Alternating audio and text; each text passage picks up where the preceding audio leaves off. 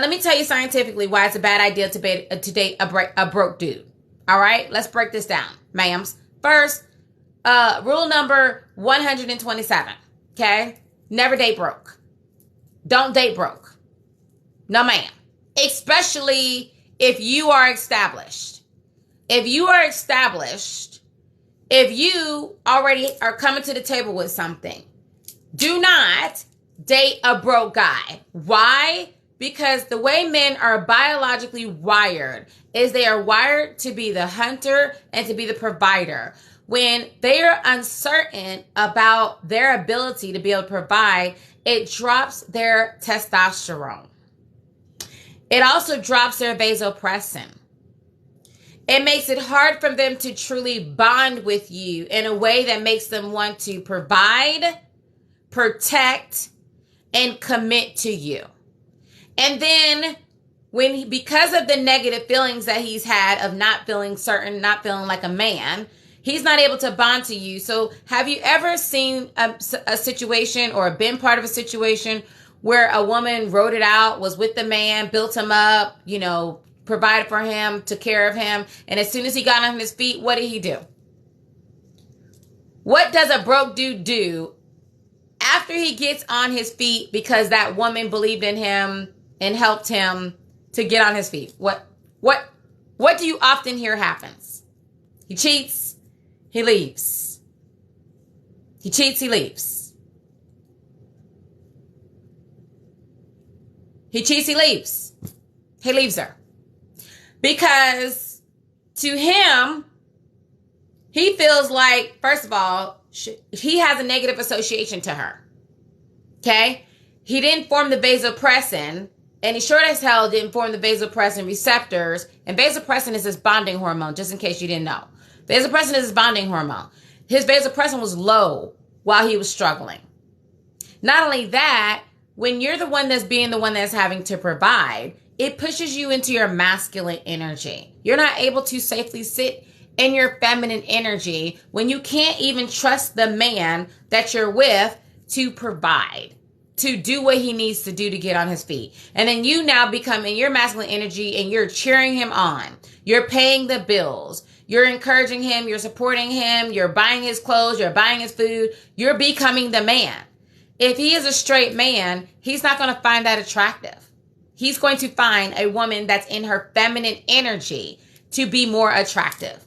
And it's bad for your health because it dries up your testosterone. It drives down your estrogen.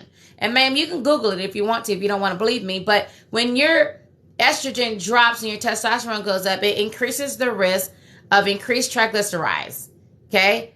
Increased hypertriglyceridemia, which increases the risk of diabetes, which increases the risk of hypertension, which increases the risk of heart disease, mental stress, ma'am. Now, next thing you know, you on antidepressant pills while he off having kids riding off in the moonlight with somebody else who's all in her feminine energy after he drained all of your feminine energy because you were trying to support and be Captain's Build-A-Bear.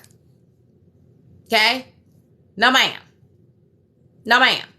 If he is struggling financially, then let him get himself together.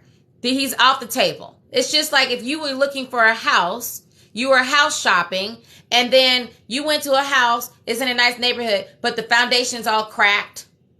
Okay? There's rats, there's molding, and everything else. And they're like, yeah, but you can just take out $1 million and you can fix the house up. Let somebody else do it. Okay? Let somebody else do it. Y'all fix it up, then let me know. Then I'll buy it after the fact. No, ma'am. I'm good. We're good here. That's ridiculous. It seems like so many women are in this Build-A-Bear mentality. We've been bamboozled, ladies. We have been bamboozled. Another thing too is, how many of you guys have experienced this, or you know women who experience this? That you feel that because a man takes you out to dinner and or buys you food, then you feel that pressure, that obligation to have sex with him. How many have ever, be honest, how many of you ever have felt that pressure?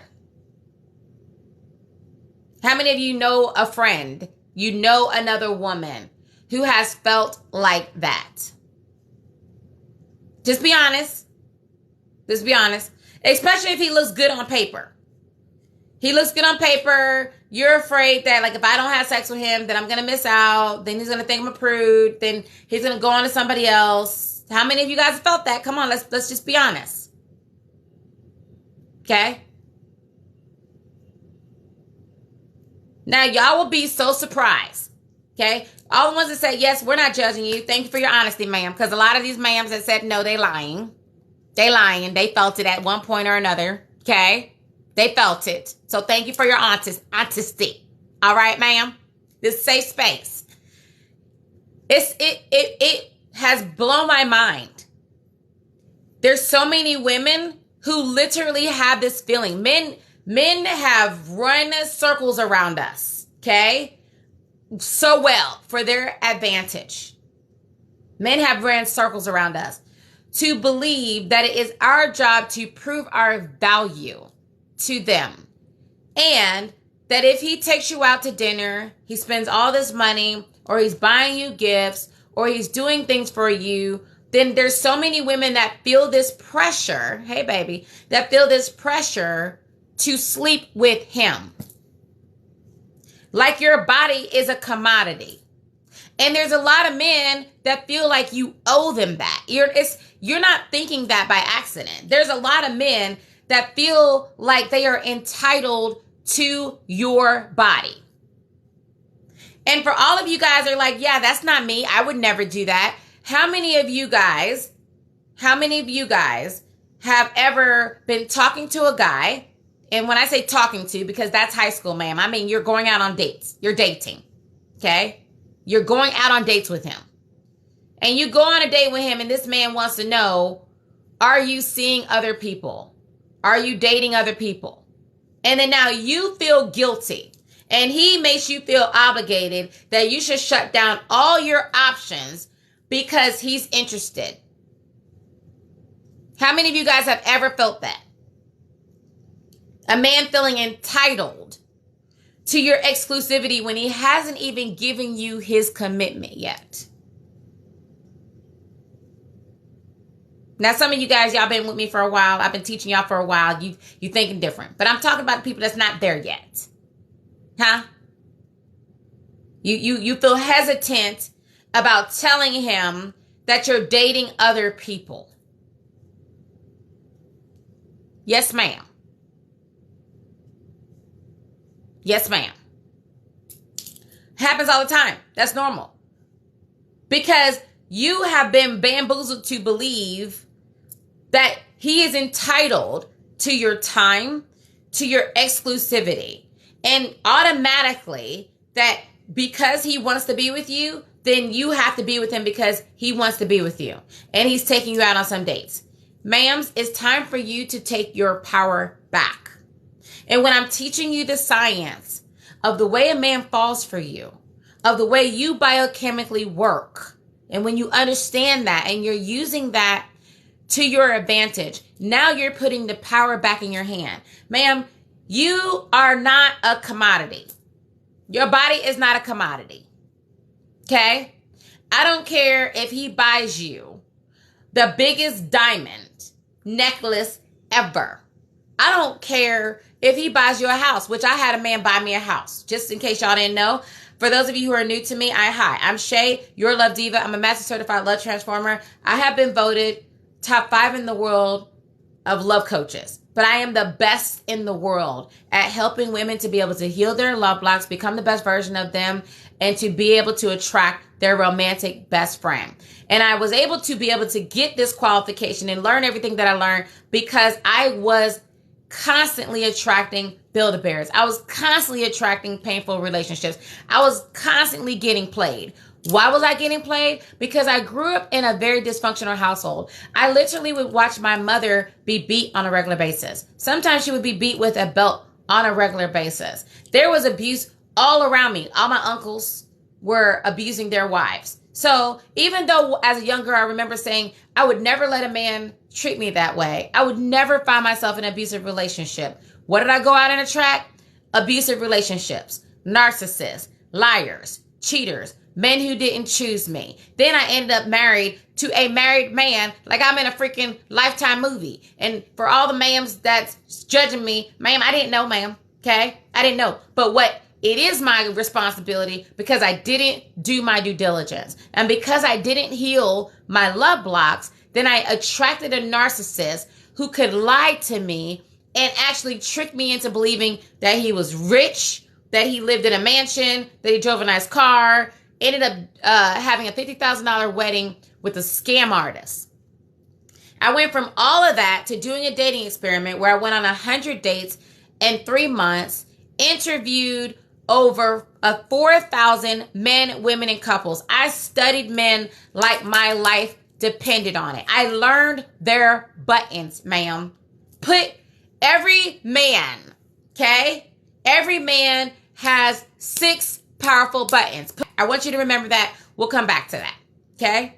I learned every man's buttons. I learned how to push them in the right order. I also learned every man's 3 insecurities, 3 top insecurities, okay? Really is 4, but 3 major ones. I learned all of their insecurities. I became extremely powerful. I had a mentor who was a master seductress, and she was, when I tell you she was bad, that was a bad girl right there.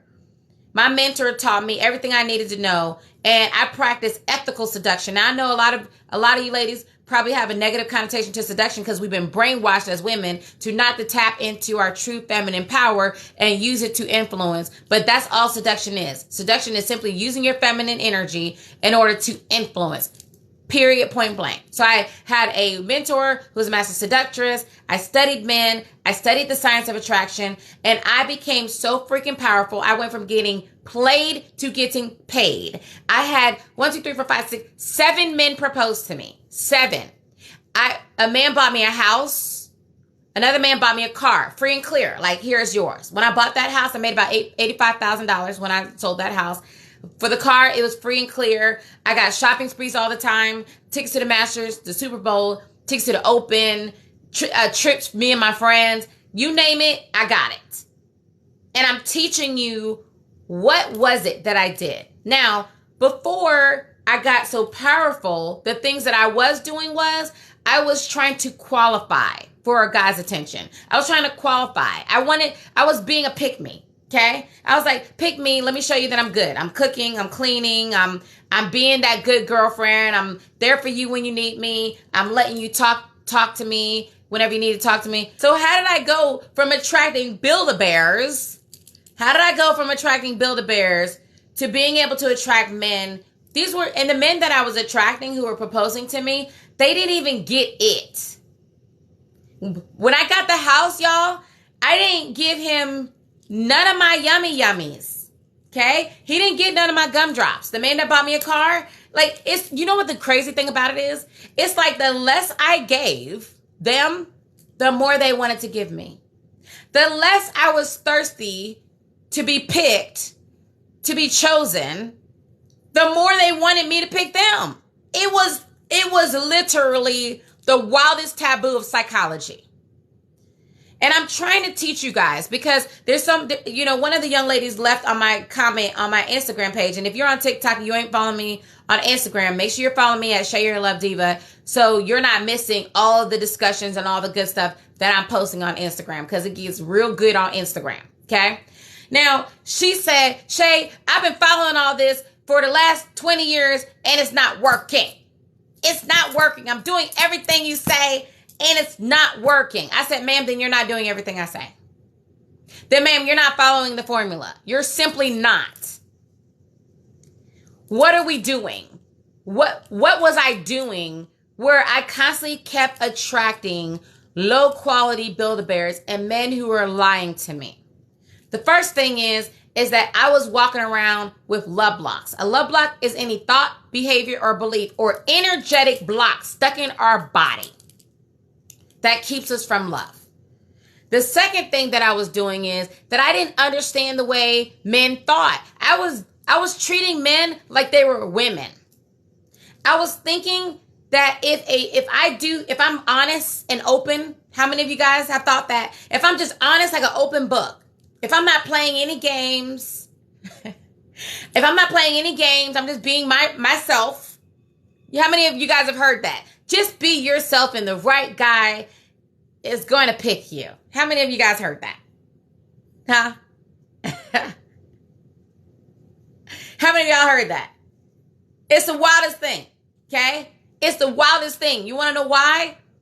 You want to know why? Because people think their behaviors are who they are. Ma'am, no, that's just who you are. That's a behavior that you keep displaying. That's not who you are. And if who you are keeps attracting narcissists, keeps attracting abusers, keeps attracting liars, then that means that there's a part of you that needs to change, that needs to transform so that you can attract better, ma'am. That's like common sense 101. Okay?